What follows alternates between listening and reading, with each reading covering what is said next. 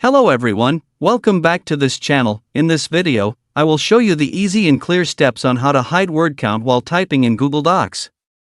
So how to hide word count while typing in Google Docs?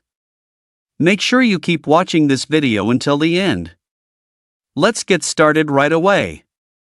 Firstly, just go to Google Docs on your computer or laptop. And this is the initial display of the Google Docs work page. Just point the cursor to the top of the screen. Here there are several menu options. Tap this Tools menu. Here there are several menu options. Tap the Word Count menu. Now here it appears like this.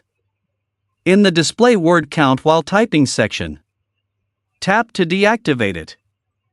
Then tap OK. Now you can see in the lower left of this screen the word count no longer appears.